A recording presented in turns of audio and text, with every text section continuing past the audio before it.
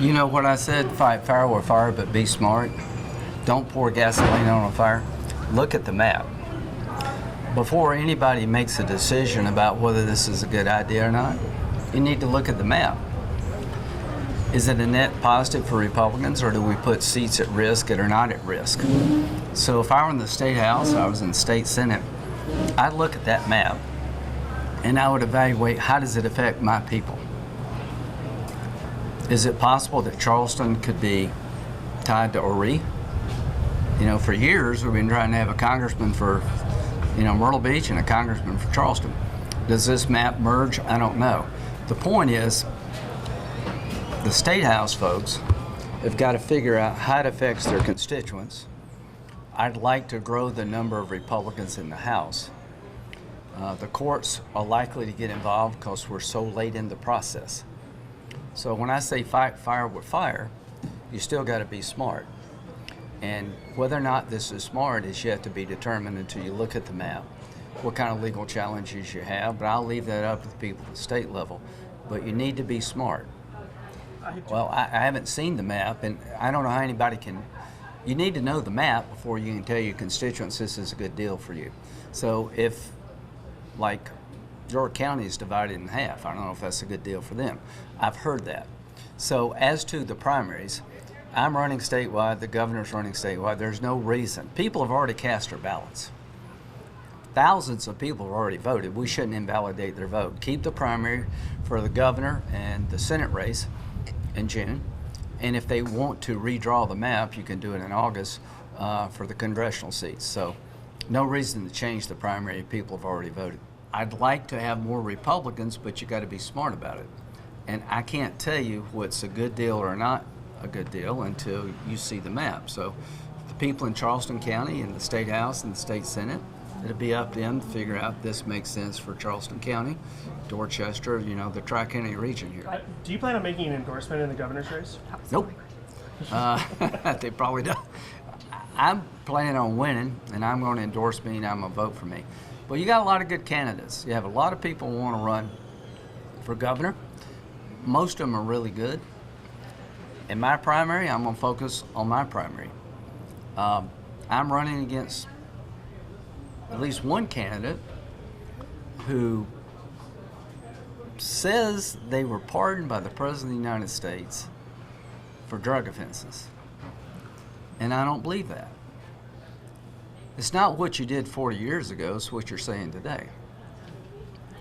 If somebody gave me a presidential pardon, I think I would be able to prove to you I got it. This stuff is about reliability, electability, about being within the mainstream of conservatism. So there'll be a stark difference between me and another candidate that you may see on TV. And I can tell you one thing, I can hold this seat as a Republican. In 2020, they spent the most money in the history of the country to beat me in the U.S. Senate, and I won. So, well, what about the Nancy Mace's seat? Obviously, that has historically been somewhat of a swing seat. The House has a sliver of control. I'd be looking at the map, and if I were in the 1st Congressional District as a member of the House or the Senate, say, does this make the district more likely to go Democrat? The map matters. I mean, what about the candidate? They matter a lot.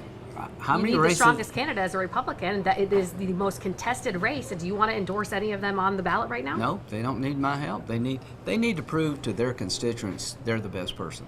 And what I need to do is focus on my job. I've got my hands full in my primary. Pretty nasty, but we're going to be fine because I got a good story to tell about what I've done for our state. More importantly, what I can do for the state, and I'm electable, all that good stuff. But you do have a lot of people running in the 1st Congressional District. Choose wisely. You have a lot of good choices. But members of Congress and senators are your business partner where you want them to be or not. Choose wisely. Yeah, I think they've made a reasonable offer whether Iran takes it or not. We're going to wind the war down. We're not going to invade Iran. We're not going to send troops into Iran. But we're going to make sure they can't have a nuclear weapon and they'll no longer be the largest state sponsor of terrorism. They're the weakest they've been since 1979. Their Navy has been sunk. Their Army has been substantially destroyed. If there's more to be done, we'll do it. Gas prices will come down, and most importantly, stay down, only when Iran is put in a box. If they had a nuclear weapon, which they were trying to get, they would hold the world hostage, and only God knows what gas prices would be. They would be whatever Iran chose them to be because they'd hold us hostage. Gas prices are high because President Trump decided to take Iran on. They're going to come down when Iran gets in a box and we're inside the 10-yard line. And they're going to stay down. The Arabs and the Israelis are about to make peace. Iran tried to stop it. So if we can put Iran in a box, not only will gas prices come tumbling down and the stock market will go up, the chance of them disrupting the world will be far less than before the war. We've obliterated their navy. We've obliterated their army. There are some things we can yet do. And if Iran keeps trying to disrupt the world, they have an island called Karg Island. And on that island, they have all their oil and gas infrastructure on an island. We could blow it up if we had to. I don't want to do that. We have a lot of cards. So President Trump, Iran was 2 weeks away from getting a nuclear weapons material. They had 900 pounds at 60%. To get to 90 was 2 weeks. He blew up their enrichment facilities. He set back their nuclear program.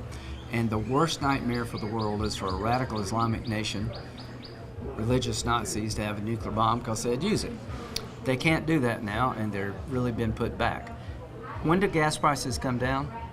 When the threat Iran presents goes down. And the threat they present has gone down because they have less capability and less money. Their economy's in shatters. And what could you do in one more salvo? You could take out their entire oil and gas economy if you chose to. So if we go back to military operations, it will be intense and it will be short. We can declare war. There have been hundreds of military operations without a declaration of war. There have been 5 declarations of war in the history of the country. All of those other military operations were not illegal. The role of the Congress is not that of the Commander-in-Chief. The War Powers Act, in my humble view, is unconstitutional. I said that for Biden and Obama. The power of the Commander-in-Chief doesn't end after 60 days. What can Congress do if you don't like a war or you don't like a military operation? Stop funding. We could say no money for Iranian operations and we'd be within our constitutional powers. What we can't do is have 535 commander-in-chiefs second-guessing the president, who is the commander-in-chief under the Constitution, after 60 days. So the idea that the Congress becomes commander-in-chief after 60 days is, to me, unconstitutional. It makes no practical sense. So again, if you don't like a military operation, cut off funding. And that's the way to check a president in terms of the Congress. This war is winding down because we've run out of a lot of targets. If there is one more engagement militarily, it will be intense and it will be short, and we're going to back off. And if they keep trying to terrorize the world, they will be without Karg Island. Thank you. Do you think we'll get a farm bill passed anytime soon? We better. Farming's a hard business. You know why I like farmers? Because I like to eat. So the farm bill incentivizes people to grow farm products. A nation that can't feed itself or clothe itself is at risk. So we have the most abundant, affordable, safe food supply in the world. Why? Because we have good farm policies. And the farm bill is due to be reauthorized. And farmers everywhere in this state like the farm bill we've created. They want it. They've taken a huge hit.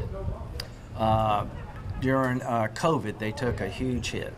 The tariffs that we've been using to get the border secured and fight China has hurt farm products being sold to China. So President Trump is going to come up with a $35 billion infusion of capital to the farmers who've been on the front lines of the tariff wars. The first thing a foreign nation does to get back at us is restrict American agricultural products. So we need to help the farmers who've borne the brunt of a tariff fight that had to happen. We need the farm bill so they'll have certainty in how to farm. and it's one of the most important things we do, and we need to do it this year. Agriculture and forestry are the two of the top industries in our state. Whether you're soybeans or cattle rancher or whatever, you need a farm bill. And you've taken a beating because we've taken on China. And at the end of the day, we had to take on China. We had to put tariffs to get the border secured. So I think President Trump's going to be the friend of the farmer. And the one thing I can say about me, I've never lost sight of the family farm.